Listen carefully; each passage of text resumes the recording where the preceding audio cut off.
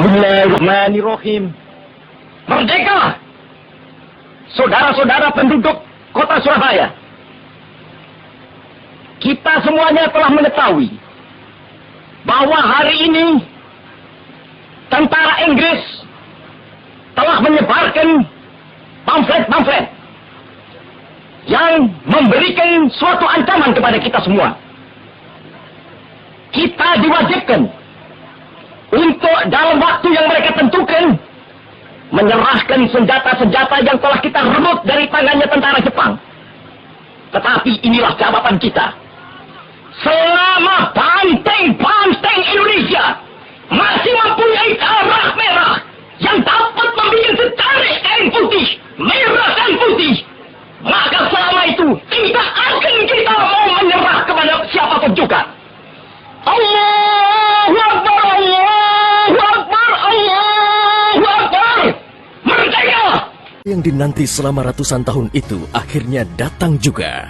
17 Agustus 1945, Indonesia menyatakan dirinya merdeka sebagai sebuah negara yang berdaulat.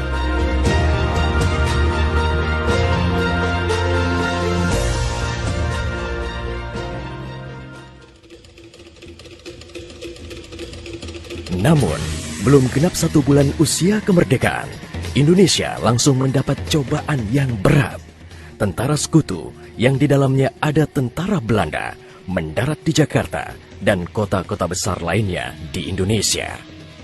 Bung Karno dan Bung Hatta berupaya melakukan upaya diplomatik untuk mendorong tentara sekutu bekerja profesional, hanya mengurus tahanan saja dan tidak mengutak-ngatik status kemerdekaan Republik Indonesia. Namun, upaya itu tidak membuahkan hasil. Bung Karno galau. Ia menghitung jika sampai terjadi peperangan, secara matematis tidak akan mungkin bisa mengalahkan sekutu.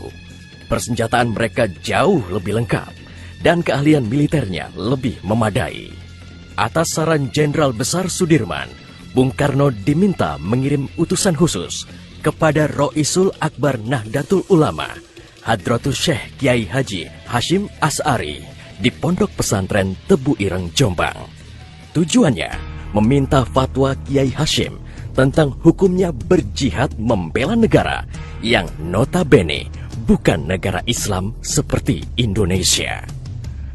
Kiai Hashim lantas memanggil Kiai Haji Wahab Hasbuloh dari Tambak Beras, Jombang.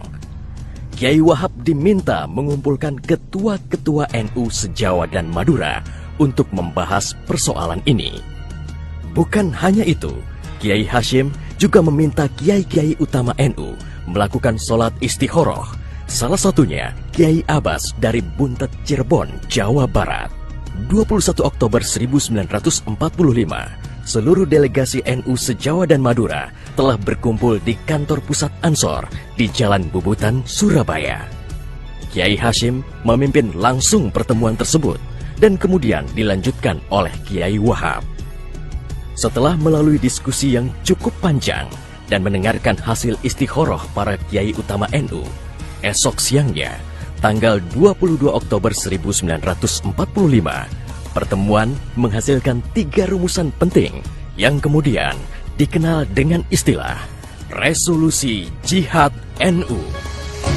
Pertama, setiap muslim, tua, muda, dan miskin sekalipun, wajib memerangi orang kafir yang merintangi kemerdekaan Indonesia. Kedua, pejuang yang mati dalam membela kemerdekaan Indonesia layak dianggap syuhada. Ketiga, warga yang memihak kepada Belanda dianggap memecah belah persatuan dan oleh karena itu harus dihukum mati. Dokumen resolusi jihad ditulis dalam huruf Arab Jawa atau pegon, ditandatangani Kiai Haji Hashim Asy'ari, disebarluaskan ke jaringan pesantren, tak terkecuali kepada komandan-komandan Laskar Hizbullah dan Sabilillah di seluruh penjuru Jawa dan Madura. Dokumen resolusi jihad juga dimuat di sejumlah media massa pergerakan masa itu. Hanya berselang 3 hari pasca resolusi jihad dicetuskan, 6.000 tentara sekutu mendarat di Pelabuhan Tanjung Perak, Surabaya dengan persenjataan lengkap. Mendengar kedatangan pasukan penjajah, ribuan santri dan kiai dari penjuru Jawa Timur bergerak menuju Surabaya. Situasi pun terus memanas dan cenderung tak terkendali.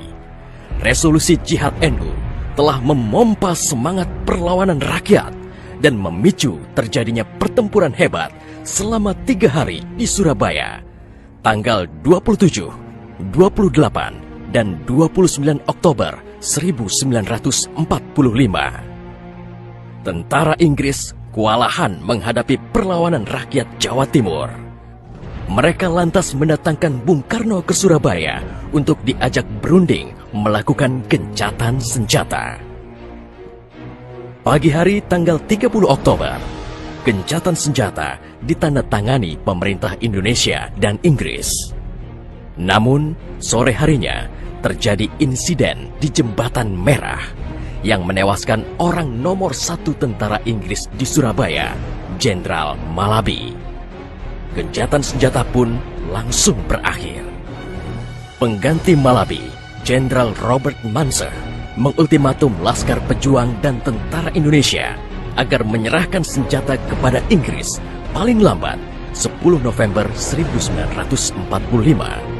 Jika tidak, Inggris mengancam akan membumi hanguskan Surabaya. Mendengar ancaman itu, para komandan Laskar Hizbullah, Sabilillah, Mujahidin, TKR, dan para santri marah besar. Seorang pemuda bernama Sutomo atau yang dikenal dengan Bung Tomo sowan kepada Kiai Hashim. Ia meminta izin kepada Kiai Hashim untuk menyiarkan dan menyebarluaskan resolusi jihad melalui radio. Bismillahirrahmanirrahim. Merdeka! Saudara-saudara penduduk kota Surabaya,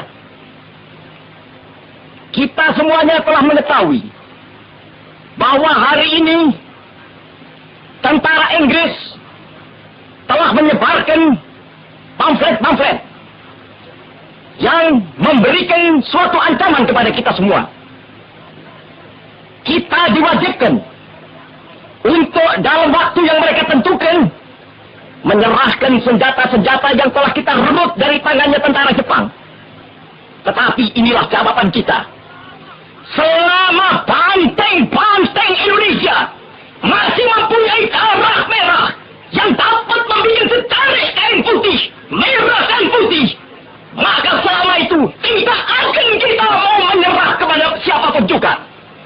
Allahu Akbar, Allahu Akbar, Allahu Akbar. Merdeka!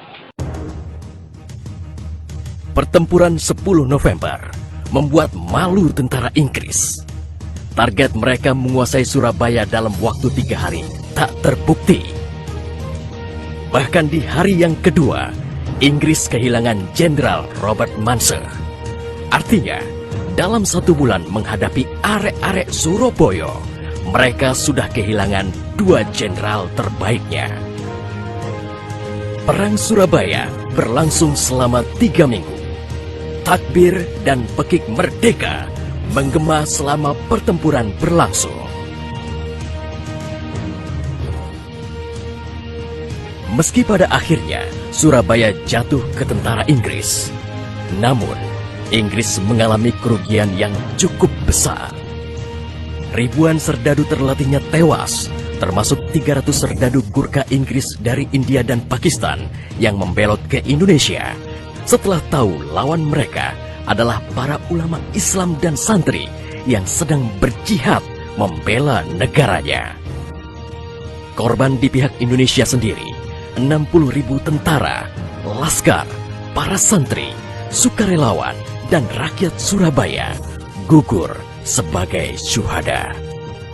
Tanpa resolusi Jihad NU, tidak akan ada peristiwa heroik 10 November 1945.